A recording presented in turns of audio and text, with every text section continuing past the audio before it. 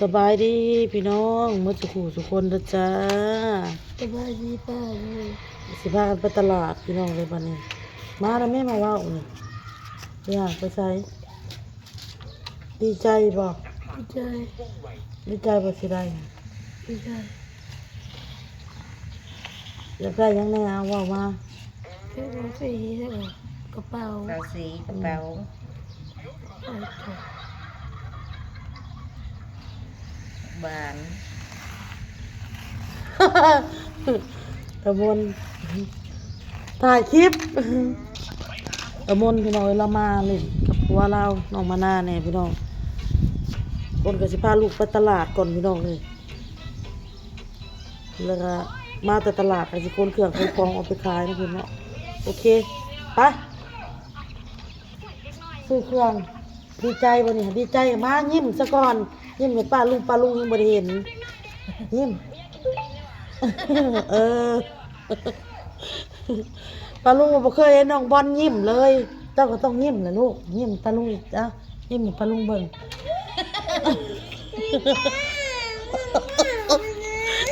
มันมันเป็นสาวจีถูกวะ สบายดีพี่น้อง มันบ่คือยิ้มมันยังเอาแม่แบบ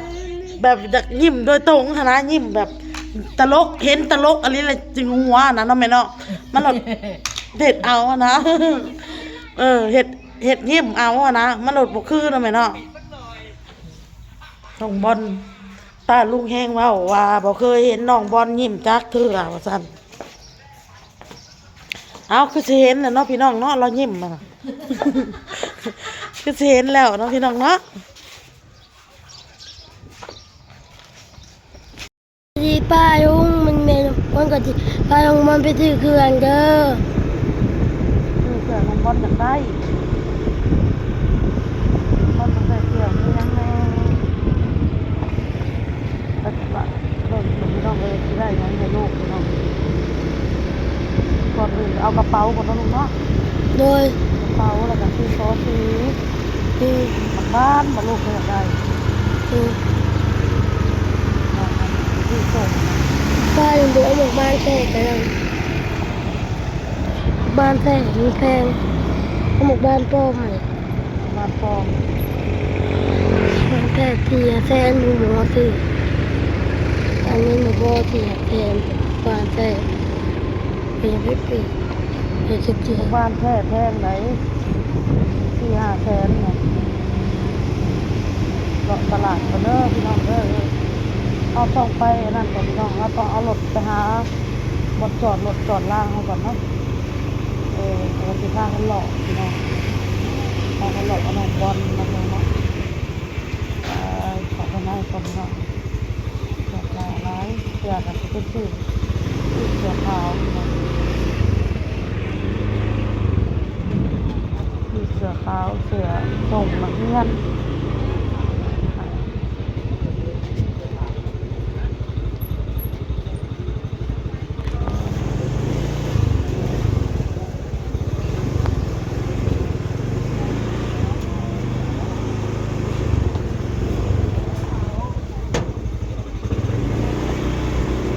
มาบนจอดรถก่อน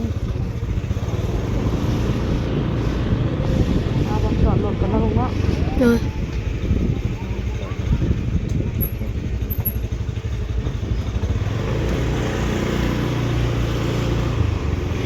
โซนทางเบอร์นี้มันจะบ่มีกระเป๋าคุณนะกระเบื้องแล้วบนหันเลยกระเป๋าเราขึ้นเมื่อเลยเอาไปมาขายสมัยกัน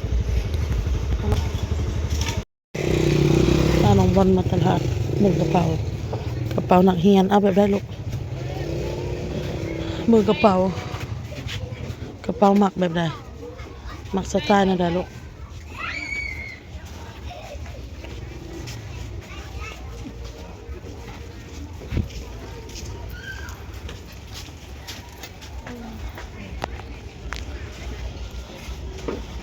เพิ่งเซ็นมา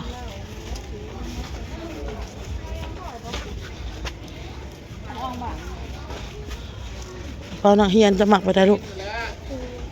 หรือแบบนี้จะบ่หมักวะนี่ แบบนี้ได้แบบนะ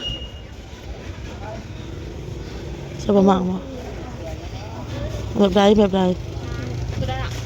นี่นี่มาให้ปนให้เบิ่ง ใหญ่ได้นะบอลเลย แม่ใหญ่เลย ใหญ่ได้ลูกกระเป๋าหน่วยนั่นน่ะมันใหญ่ได้มันใหญ่ได้ลูกต้องเอารุดหันแบบนั้นน่ะรุดหันบ่มีบ่มันใหญ่มันสิได้แบกไปหั่นแหละตะไปโรงเรียนกะ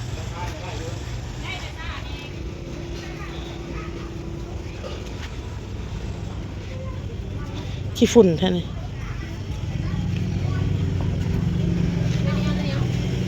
ขี้ฝุ่นแท้หมักแบบนี้บ่ลูกกระเป๋าค่ะฮะจะหมักแบบนี้ได้แบบนี้ป้าขี้ฝุ่นอะไรนี่ค่ะ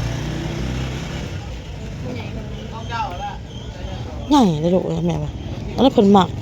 มันได้แบกไปแล้วกระเป๋าอันนี้ นี่หาเราให้สำเนาให้ได้อีกตัวนี้ แล้วเราหมักแบบนี้แล้วอะหมักแบบนี้เบิ่งก่อนลูกหาเบิ่งก่อนนี่เบิ่งหลายหน่วยก่อนแนมเบิ่งคักๆก่อนบ่แม่นเบิ่งหลายหน่วยเบิ่งคักๆนี่แนมเบิ่งส่วนเบื้องพุ่นเด้บ่มักบ่ส่วน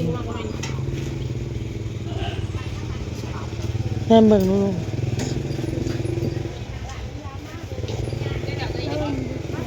จะหมักบ่เบิ่ง ปนให้เบิ่งนะ เลือกคักๆหมักแล้วจึงเอาเลย มาไว้นะก่อน เมื่อไปแล้วก็สักทันอยู่มันน่ะขี้ฝุ่นเถอะเนาะ แม่น ขี้ฝุ่นเท่าไหร่พอ เดี๋ยว นะ ตัวนี้ได้หากะแกะ ตัวนี้บ่มักบ่ลูกตัวนี้ อย่าเอาแบบนี้อย่าหมักแบบนี้คือ พอดีคือ อันเท่าไหร่หน่วยเท่าไหร่อันนี้ เส้นแปดด้วย อืมรุดบ่ได้บ่แสนหาบ่ได้บ่เนี่ย เขาต่อเราให้ก็ได้หมักบ่ละตัวนี้ หมักบ่ลูกเสร็จแกะออกก็ได้ เช็ดบ่ออกเลยนอกจากสักเปื้อนแห้งได้บ่เลยมันหมักแบบนี้ เบิ่งเราจะทำแล้วมันจะแบบนี้อันนี้หากะแกะ ฮะ เอาไปหนีมันเลย เอาแบบนี้เนาะเอามาสักเอาลองต่อให้แน่ค่ะ โดยอันนี้ก็ได้ หมักเลยเนาะหมักแบบนี้เนาะเอาแบบนี้เนาะ เสือดีแล้วนะ อืม มาใส่ถุงฮะ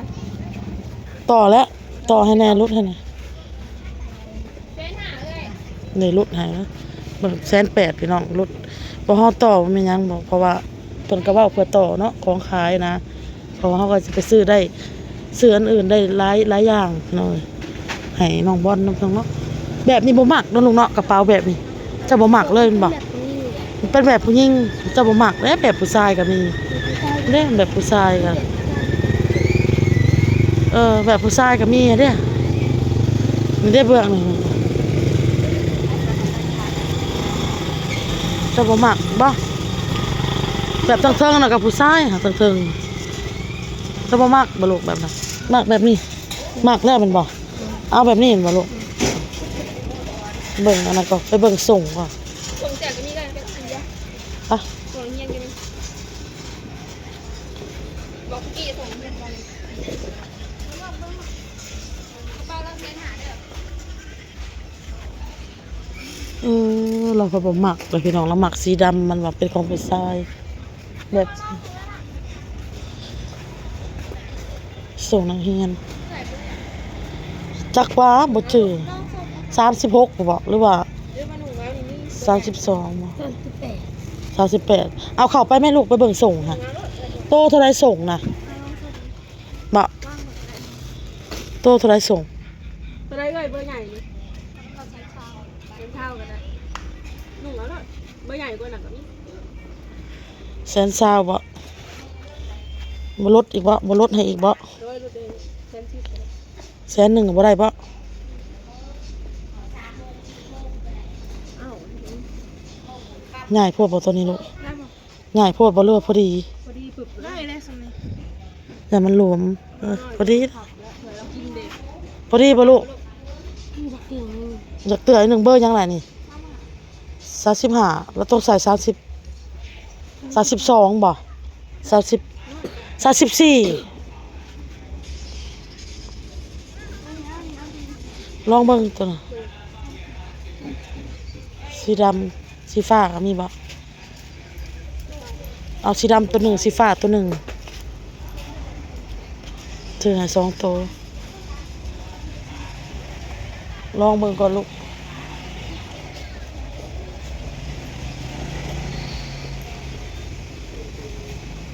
นุ่งก็ลูกพุบซะ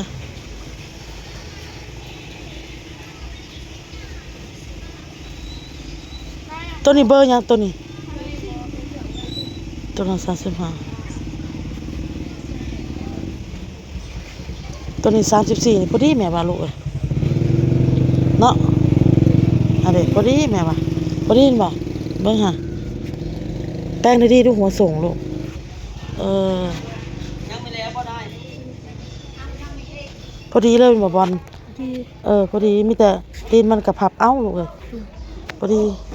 พอดีเอา34นี่แหละเอา2ตัวเอาสีฟ้าตัวหนึ่งแกะออกลูกมันให้เพิ่นพับใส่ถุงให้ตัวนั้นก็100,000ก็100,000 200,000น่ะนะ150,000ไป350,000เนาะเอาซื้อเครื่องห้านเดียวนี่แหละพี่น้องเอ้ยบ่ไปซื้อเลาะห้านอื่น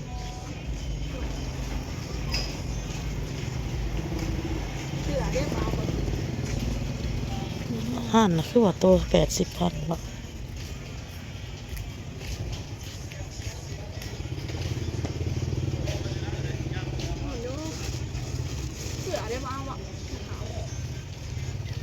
เอาอยู่เบิ่งก่อน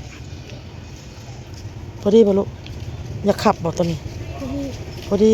เบิ่งคันมันขับแล้วเจ้าก็อันน่ะอะไรอยากขับได้บอลจะนุ่งเครื่องขับได้นี่ฮะจะลูกมันจะนั่งบ่มันจะลองเฮ็ดนั่งมาดูบัดนี้หาขับได้แม่เว้าขับลูกขับได้ตัวนี้ฮะข่อยว่า35พอดีข่อยว่าเจ้าฮะเพื่อเรากินเพื่อเราใส่เสื้อเพื่อเน็บนอกเน็บในแม่ว่าพอดี35ลูกเอ้ยฮะอันนี้เพื่อเจ้านั่งเจ้ายังได้เด้สาลูกนั่งผัดขาดแล้วได้ยิบอีล่ะเอาเบอร์ใหญ่โลดข่อยว่าเอา35ตัวนี้ก็เปลี่ยนเอา35โลด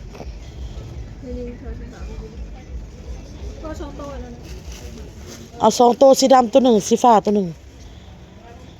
มันขับได้แม่นอยู่พอดีมันน่ะขับบ่34กินนี่พอดีตัวนี้4กับ35ก็ได้สิเป็นหยังตัวนี้หา35เอาเบอร์34กับ35เอา35ซะเผื่อเราน่ะอีกเผื่อเราเขาเฮียนปีหน้าเราก็นุ่งได้เอา35แหละเอา2ตัวไปซื้อสแอลให้ใส่สแอล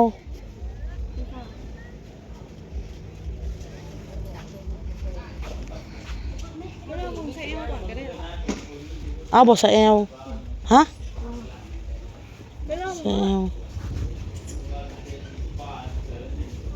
สแอลแบบของเด็กน้อยล่ะว่ามีล่ะว่า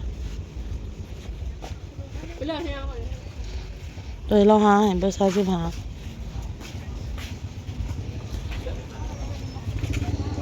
เกิดแบบนี้เราบ่มักพันเรามักสไตล์แบบเบาๆแบบนี้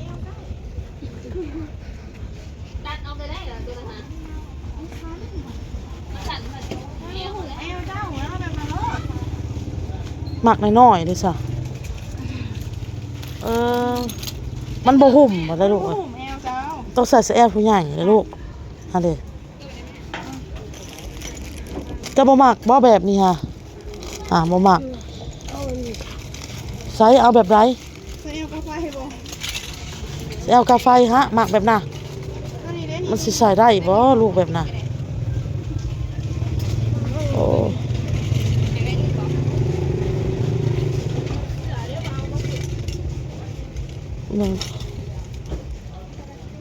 มักใส่แอลนี่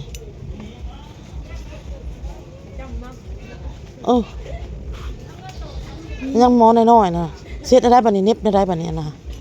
เฮ็ดได้คัดได้นะคัดให้เบิ่งดู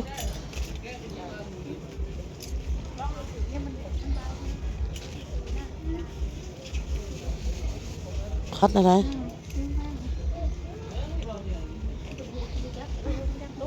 มันบ่อยู่ซ้ำ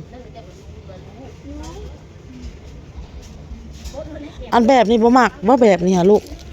บอลแบบนี้ หรือว่าแบบ ตัวนี้ก็งาม แบบนี้บ่มักบ่นี่แบบของผู้ใหญ่นี่แบบผู้ใหญ่นี่ลูกบ่เว้านำคำบ่มักเลย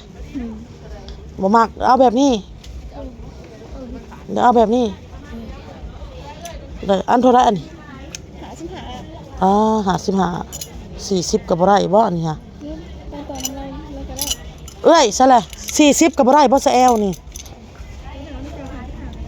ฮะ เขาหาที่หาจากกันได้ 40บ่ได้บ่วะ เขาหาที่ได้ 40หั่นแหละซื้อน้ำหลายอย่างเลยกระเป๋ายังเสื้ออีกเด้นี่ สุดท้ายปะ เออ เป็นยาวกันจับ แขนสั้น สั่นแล้ว โตเท่าไรจะเสื้อขาวนี่ลุดให้นะ มันแก่เนี่ยแค่หน้าก็ได้ อ่า เจ้า แค่ ที่ ห แป น้า ด แล้ว เจ้าที่แปดเอาใจเอาหนึ่ง ได้เลย ที่ได้ เบิ่งนี่ ที่บุรี ได้แล้วตัวนี้จะได้ พอดีบ่ ได้แล้ว มันมีใหญ่กว่านี้บ่ไม่อยากให้มันขับเล่านะใหญ่กว่านี้ก็มีแม่นบ่เสือ ได้แล้วเนี่ยก็ ใหญ่กว่านี้ก็มีบ่ นี่ยามันใหญ่เพราะมันใหญ่กว่าโตละลายนะมันจะมาถูได้40กับ42พอดีแล้วบุกยังใหญ่ ต้องเอา42โห ใหญ่แล้วพอดีแล้วมันเกลือไป อยากเผื่อไว้แล้วจังว่า42น่ะ ได้แล้วพอจะใหญ่กว่านี้มันใหญ่เติบเลย พอดีบ่ลูก บุรี อ่าเออต้น ใหญ่อยู่นั่นแหละนะ เอา2โตนึงเนาะเอา2โตไว้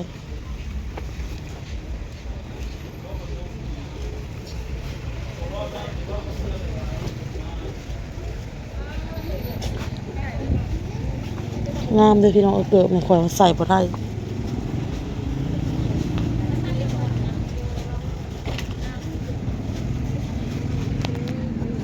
ข่อยอยากได้เกิบโอ้ยมีเบอร์ใหญ่แล้วตัวหนึ่งแสนหาเอาตัวหนึ่งตัวเอาเบอร์42เด้อตัวนี้เอาเบอร์40เอา42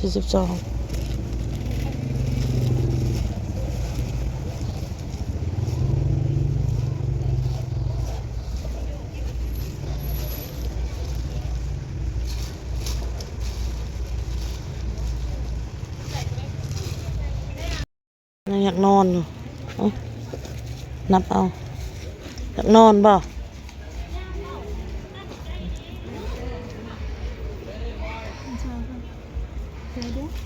ปะบัดนี้ได้แล้วทั้งกระเป๋าทั้งส่งทั้งเสื้อพอก่อนจบที่ห้านเดียวยังอีกยังดินสอยังซอสีไปซื้ออยู่พุ่นยังหมักบ้านอีกเด้หมักบ้านไปย่างไปหมักบ้าน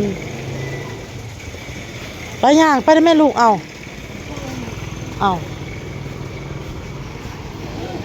เจะอยากได้หมักบ้านเนี่ยหมักบ้านซื้อเสื้อพอดี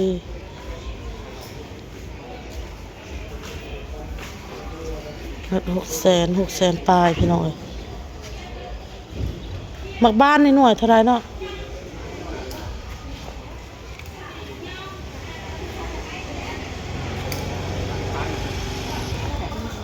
ฮะ80ก็บ่ได้บ่ฮะ180หั่นแหละ80แล้วเอา80แล้วเอาบ่บอล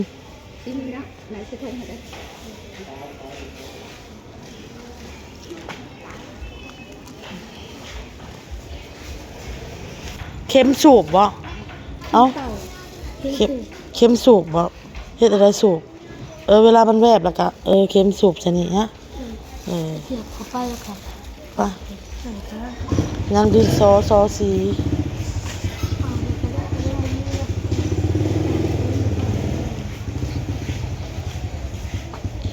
ไป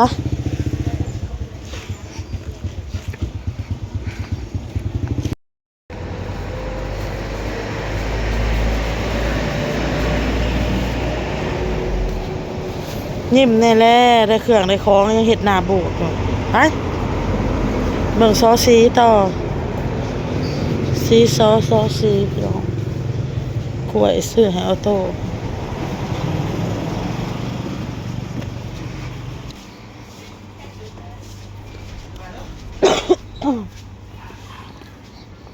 ซอสี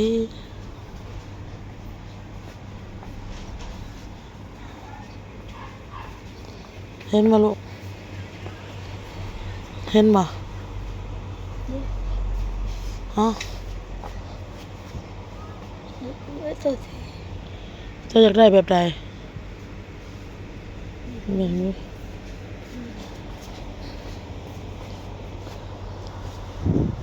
โอ้เอาแบบนั้นเลย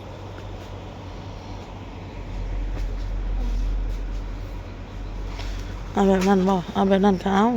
ปลดออกก่อนลูกอันนี้ฮะปลดออกก่อนเอาแบบนี้บ่ไปได้ซอสีแล้วคิดเงินอยากกินซื้อเอาอันนี้ไปกินพี่น้อง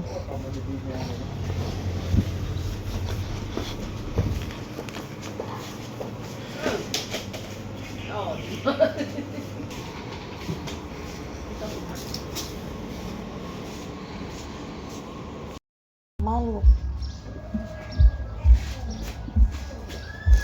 มาหอดเพื่อนแล้วพี่น้องเลยบาทผมก็ได้เป็นเพิร์ดไปซื้อเป็นเพิร์ดให้ออโต้เลยไปตลาดพี่น้องเป็นออโต้ก็เป็นเพิร์ดพอดีมดได้บักบ้านหน่วย100,000ถูกเลยเพิ่นว่า120,000อ่ะขาย100,000ก็ได้อีกเพิ่นว่าเนาะโอ้ย80พันแล้วโอนว่า80ได้80,000พี่น้องต่อเอาอันนี้เครื่องใส่เมจิเพิ่นให้ซื้อให้วิธีพี่น้องเอ้ยอันนี้มีอ้นซื้อมากินนะพี่น้องเด้อ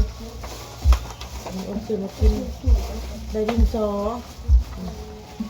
พี่น้องเราต้องการได้พี่น้องวันนี้ได้ก็ซื้อแป้งซื้อลิปสติกคอยน้ำได้นี่ค่ะคอยไปเอาเงินผู้ใหญ่ไปซื้อนะพี่น้องเด้อเอาเงินตัวเองซื้อเพราะว่าเงินในส่วน1,000อ่ะคือคนให้ซื้อให้น้องบอลพี่น้องเลยเฮ็ดไง เศร้า มันบ่ซอดบ่เนาะ บอกมันเสื่อมจูบเครื่องจูบมัน พอแล้วมันเด้งแล้วนี่นะ ปุยมันแข็งแล้วมันเตะไปกัน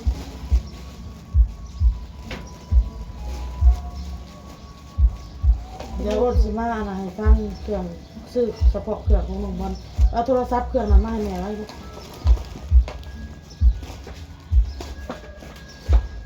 ลดไปเท่าไรเนาะเนาะครบบ่ครบตามจำนวนเงินที่เพิ่นให้บ่เนาะ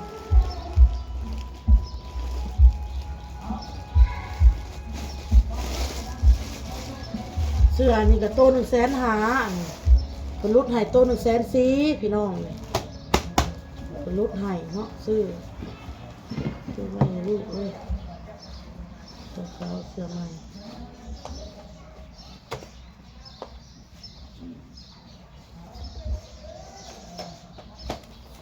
ตัวมากแล้วก็ดูแต่เสื้อเป็นเงา2 โตนี่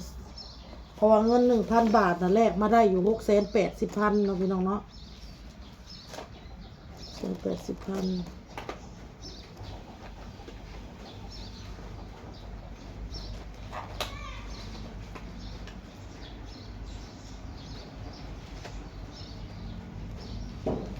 ไม่ซอยมันไม่ทุกที่ไม่ซอยมัน มันคือเป็นอะไรสิ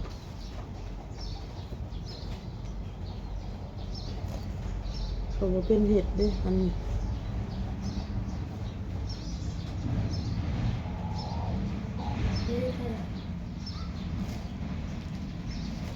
ตัว150,000ตัวได้140,0002 ตัวนี่ก็280,000 280,000เซลนี่ก็55,000ต่อ40,000ต่ออะไรมีแต่ต่อกับต่อ280,000ต้องใส่มันก่อน บวก40ส่ง2 โต๊ะพี่น้องส่ง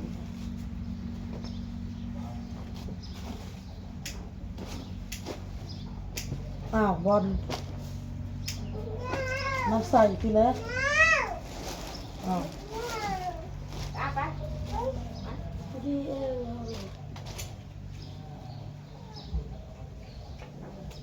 สองโต้นี่กับโต้เพราะว่าโต้100,000อุ่นกับต่อได้ตัวละ100,000พี่น้องเหลือตัวละ100,000สองโต้นี่กับ200,000บวก200,000 ดีแต่ กระเป๋านี่ก็180,000กระเป๋านี่พี่น้องต่อเอา150,000กระเป๋านี่บวก150,000 แต่ดีแต่ ใช่เลยแล้วก็บวกหมักบ้านใส่80,000เนาะดินซอนี่จะสักพันวะ เด็กต้องเรียนสอนอะไรเด็กมีสอนครบมัด ตั้งใจเฮียนเลยเจ้ากระลูกเอ้ยตั้งมุกตั้งใจ โตผมมีรุดแล้วกลุ่มนั้นโตน้ำโตตี ซอสีใหม่32,000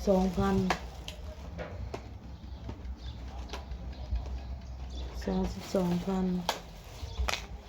ท่ากับ มี 700,000ปลายพี่น้อง700,000ปลาย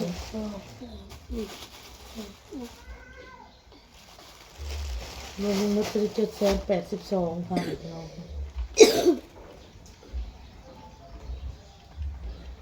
782โอเคพี่น้องอ้นกับขอบมุกขอบใจพี่สายพินหลายๆเด้อพี่สายพินเด้อพี่เอ้ยส่งเงินมาแล้วก็ให้ซื้อเครื่องให้ลูกอ้นเด้อพี่น้องเด้อเราว่าซื้อให้ลูกซื้อน้องอยากได้หยังก็คือส่งเราพี่น้องเราไปส่งเป็นเสือแหละแล้วก็กระเป๋าชุดนักก็คือกระเป๋าแล้วก็ดินโซพี่น้องเลยอันนี้ก็ต้นเราก็เฮียนได้อีก3 เดือนก็ได้พักปิดเทอมแล้วก็เราสิหนุ่งได้แต่3 เดือนแล้วก็ได้หนุ่งฮอดปีหน้าพี่น้องเลย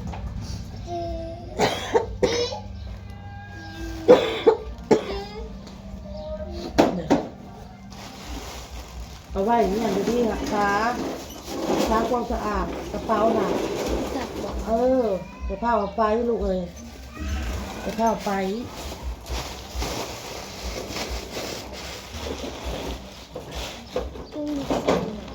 ไปขอบมุกขอบใจเอื้อเพิ่นล่ะแต่ว่าเงินที่เพิ่นใหายมาโอนก็เก็บไว้นะน้องฝากเงินโอนก็พาไปซื้อแล้วโอ้นก็สิออกไปขายเครื่องขายของก็ขอบมุกขอบใจหลายๆเด้อเอ้ยเดี๋ยวขอให้โชคให้มานให้ร่ำให้รวยกว่าเก่าเด้อเงินที่เอื้อยส่งมาให้โอนมาก็ขอให้กลับคืนให้หาเอื้อย100 เท่าพันเท่าเด้อขอบมุกขอบใจขอให้เอื้อยมีสุขภาพร่างกายแข็งแรงมีแต่ความสุขความเจริญขอบคุณหลายๆเด้อขอบคุณหลายแม่ลูกขอบ ขอบคุณเลยเยอะ ป้าสายพินน่ะ ข สิ อบคุณเลยเยอะป้าแต่บินที่ถือเครื่องเล่นเนาะโอ้ยทุกกระป๋าพังเลยแห้งเด้อโอ้ยตึกให้6 โตเด้อให้ใจกับโคไม่จะปลอดภัยเด้อ เจ้าโชคให้เจ้ามานล่ะว่าลูก ให้เจ้าโชคให้เจ้ามา ให้เจ้าร่ำให้เจ้ารวย ให้เจ้านั่นให้เจ้ารวยเจ้าชีวิตเด้อ ให้เจ้าอยู่ดีมีแห้ง ให้เจ้าไปอยู่ในเองเด้อ มกขอบใจหลายๆคนก็จะออกไปขายเครื่องต่อพี่น้องเอาคลิปนี้ก็ล่าเลยเด้อพี่น้องเด้อขอบมุกขอบใจ FC มาทุกคนที่เขามาหลับชมหลับฟังแต่ต้นจนจบพี่น้องเลยขอให้โชคให้มานให้ร่ำให้รวยเสร็จกันเด้อ FC มาทุกคนให้ถูกหวยรวยเบอร์เฮงๆรวยๆเมื่อทุกคนลาละพี่น้องสบายดีพี่น้องนั่งแม่สิถามนี่ดีใจหรือบ่ได้เลย ใจ ดีใจบ่ได้เครื่องได้ของ ดีใจ วันนี้ว่าพังความเด้อบัดนี้เด้อน้ำเลิกโรงเรียนมาให้อาบโลดน้ำอย่าให้บอกบ่ต้องท่าให้บอกเก็บขยะขี้เหงื่อขี้ยุบซอยไม่เท่าเฮ็ดเวียกซอยไม่เท่าเอาน้องซอยไม่เท่านี่บอกถามไม่เท่ามีหยังให้เฮาเฮ็ดบ่มีหยังให้เฮาซอยบ่เฮ็ดนี่บอกเฮ็ดซอยลาวจะต้องพังความนี่บอกว่าแม่นว่าเฮ็ดเจ้ยอยู่เฮ็ดขี้ข้านบ่ได้ลูกเอ้ยบัดยามกินก็ยังกินนำกันแล้วต้องเฮ็ดซอยกันลูกเอ้ยเจ้าใหญ่เลยเจ้าจะไปถือซาเอาออโต้เด้น้องโชคเด้น้องใบบุญคือบ่เฮ็ดแต่น่ะเขายังน้อยลูกเอ้ย เจ้าใหญ่กว่าเขาเจ้าเฮ็ดลูกเอ้ยอย่าถือซาเขายินบอกแม่ว่าพังความบัดนี้เด้อจื้อเด้อบัดนี้เวลาย่างคือกันพยายามใส่เกิบยิงบอกเกิบกันนี่นะ